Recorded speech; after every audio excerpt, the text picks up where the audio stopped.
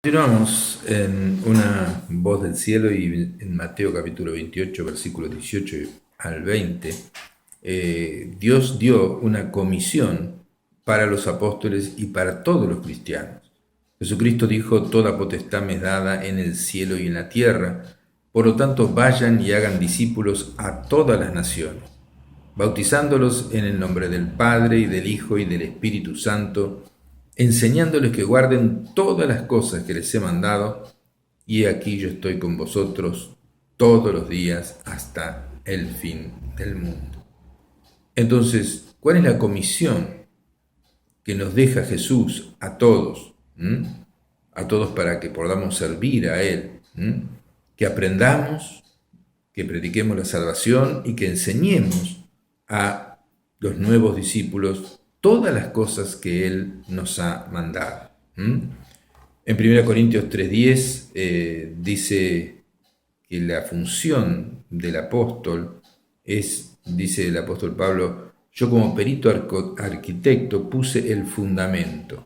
O sea, explicó la salvación de Jesús, ganó almas, puso las bases de la iglesia, y el apóstol no quedaba como pastor, no queda como pastor, es fundador de la iglesia y después pasa un tiempo y se va a otro lugar y ahí va fundando iglesias y después pone pastores que son discípulos de él y los supervisa de tanto en tanto.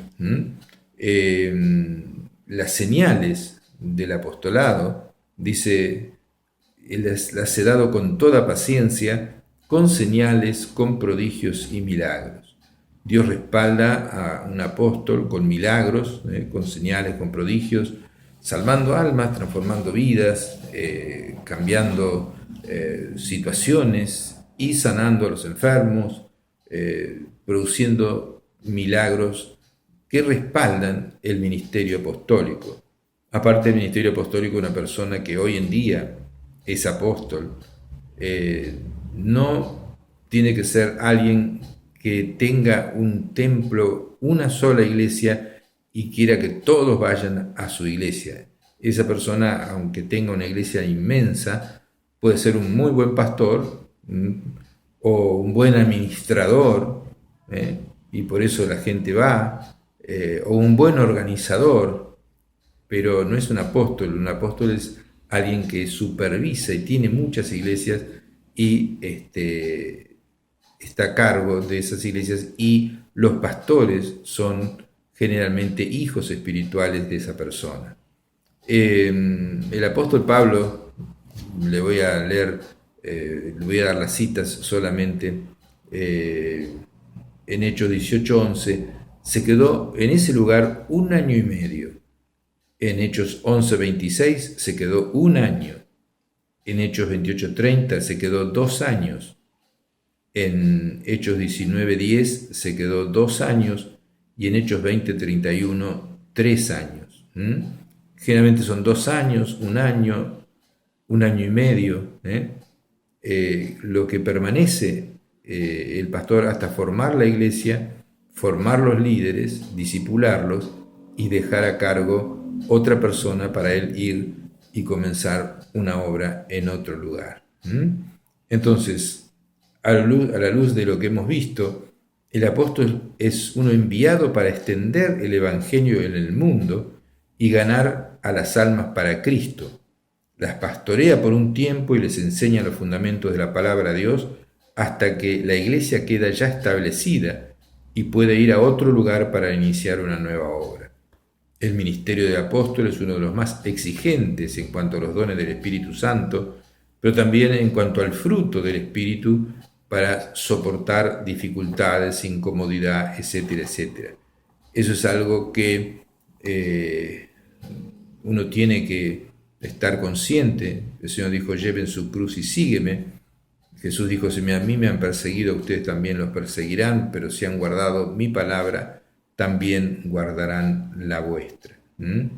Entonces debe ser alguien que conozca muy bien la palabra de Dios, tenga sabiduría y años de experiencia en la obra de Dios y no un neófito, porque hoy en día de repente hay un muchacho de 24 años que se convirtió hace 2 años a Cristo y ya se llama apóstol, o se pone el nombre de apóstol, y uno puede ver en YouTube o en internet el apóstol fulano, el apóstol mengano, y tengan cuidado con eso, porque no vaya a ser que Dios se enoje, pero sí hay apóstoles verdaderos, que son hombres que han servido por lo menos con unos 40 años o 30 años, y ya saben de todas las, digamos así, dificultades y problemas y soluciones que pueden tener iglesias y están capacitados,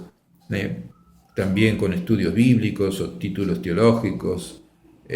Son personas responsables, que no buscan lo suyo propio ni hacer un imperio propio, sino que trabajan para Jesucristo y para el bien de las personas, aconsejando a los pastores. Los pastores son como hijos de esa persona y esa persona puede aconsejarla si esa iglesia tiene algún problema. Entonces, pero siempre el pastor local es la autoridad máxima sobre la iglesia.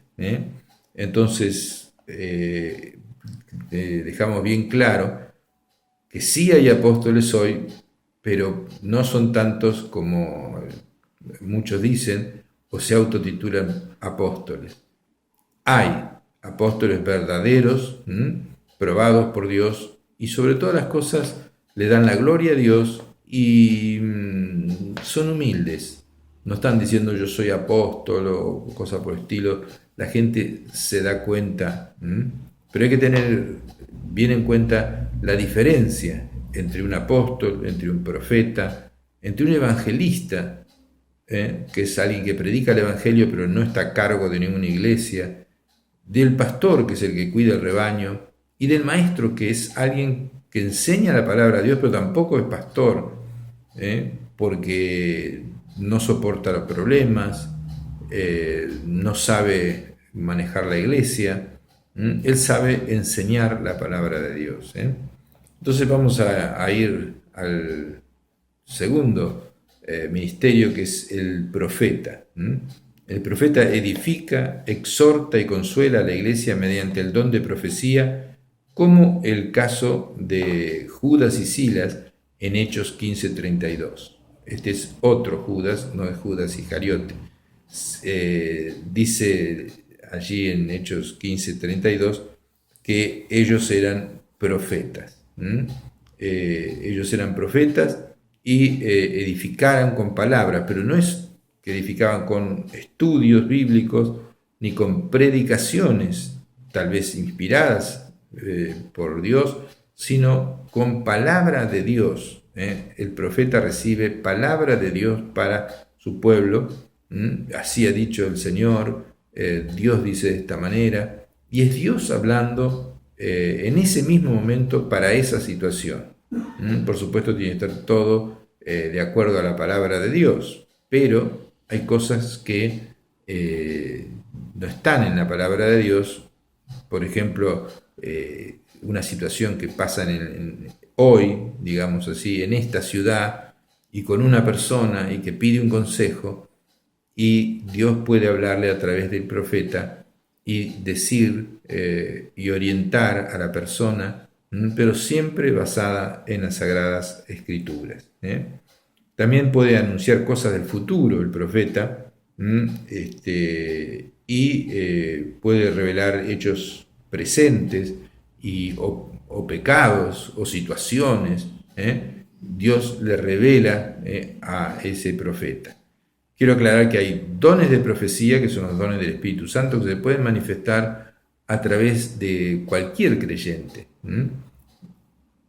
El don de profecía puede manifestarse a través de una señora, hasta de un niño, hasta de una persona indocta, puede decir una palabra profética. Pero el don de profeta, el ministerio de profeta, es ya alguien probado, un estilo Samuel en la Biblia, personas que son hombres de Dios, que tienen comunión con Dios, que reciben palabra de Dios, que dialogan con Dios y reciben palabras de sabiduría y todos los dones del Espíritu Santo generalmente en el profeta están funcionando. En Hechos de los Apóstoles capítulo 11, versículo 28, hay un profeta llamado Agabo que anuncia que va a haber un tiempo de hambre, la cual sucedió en el tiempo del emperador Claudio. Entonces estaba advirtiendo Dios que iba a venir una hambruna y tenían que prepararse. Eso es una palabra para el futuro. También en Hechos de los Apóstoles, capítulo 21, versículos 10 al 11, dice, hace un acto profético, toma el cinto de Pablo, se ata las manos con el cinto de Pablo y dice, así harán los gentiles y los judíos con el dueño de este cinto. Estaba advirtiendo que si Pablo iba a Jerusalén, iba a tener problemas, pero no está dando directivas. El profeta no da directivas, da consejos, da advertencias, pero la decisión fue de San Pablo, que fue lo mismo y sintió de ir lo mismo a Jerusalén, y ahí tuvo esos problemas, que fue encarcelado y fue, digamos, perseguido y tuvo todos esos serios problemas, pero el Espíritu Santo, que sabe todas las cosas y que habita en el profeta y se manifiesta a través de su palabra, estaba anunciando que, advirtiendo, digamos así, o aconsejando, o prediciendo lo que iba a suceder, pero la decisión final la tomaba el apóstol Pablo. Entonces puede también revelar hechos presentes o pasados, como el profeta Natán, que recibió palabra de Dios y amonestó al rey David cuando cometió un serio pecado con la esposa de un amigo, y después mandó a matar al amigo digamos, con una orden de ponerlo en la parte más peligrosa de la guerra en que estaba sucediendo, y por supuesto lo mataron. Entonces Natán va y amonesta a David, eso está en 2 Samuel capítulo 12, versículos del 1 al 15, lo amonesta, y como profeta le advierte y le dice, Dios te dice así, así, así, le da un ejemplo, y David dice, el que hizo eso tiene que ser muerto, y le dice, tú eres ese hombre, y entonces después le explica las consecuencias que va a tener, le dice que Dios le perdonó el pecado, pero va a tener consecuencias en el futuro. Sus mujeres iban a ser violadas, él había tenido relaciones con una, y todas sus mujeres iban a ser violadas, y nunca se iba a apartar la espada de su ambiente familiar, tanto que un hijo se levanta contra él, Absalón, y trata de destronarlo, y el hijo muere, y etcétera, etcétera. Todas esas maldiciones vinieron por un pecado de adulterio y fornicación.